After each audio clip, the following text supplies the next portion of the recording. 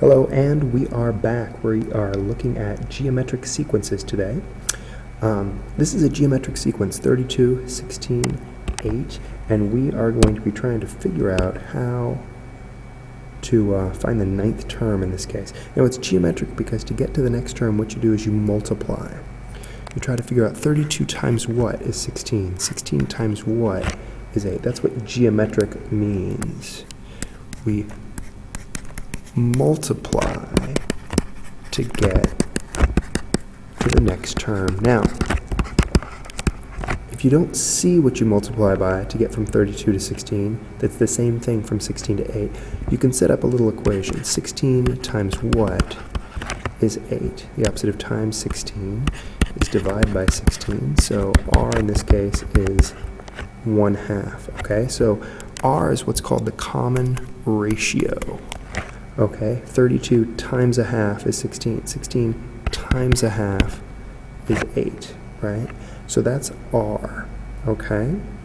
And then, just like arithmetic sequences, the first term we call u sub 1. You also may see a sub 1 sometimes. U sub 1 is the first term.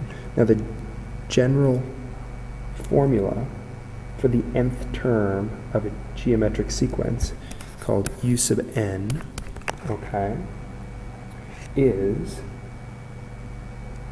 u sub 1 times r to the n minus 1, okay?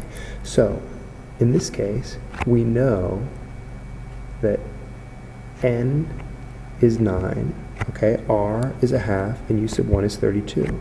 So we can fill everything in here. So we want u sub 9, okay, the ninth term. It's the first term times 1/2 to the 9 minus 1, okay?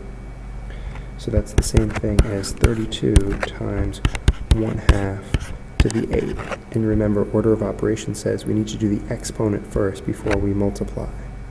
Okay, so that's the same thing as 32 times 1 over 2 to the 8th, because 1 to the 8th is just 1.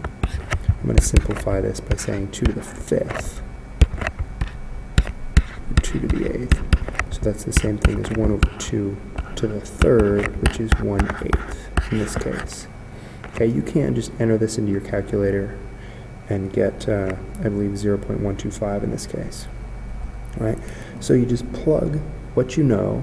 You figure out r, you figure out the first term, looking for the ninth term, just plug it in to the formula. Not a big deal. Why don't you try one here? Okay, go ahead and try to find the 11th term in this sequence. Okay, go ahead and pause and try to find the 11th term. Pause now. Okay, so I found out what r is.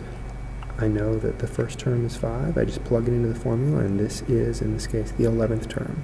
Also, if I wanted the general term of the nth term, it's even easier. I don't have to do the calculations. I just have this as my general term, u sub n. So I hope that helps you understand geometric sequences just a little bit, and we will see you next time. Toodles.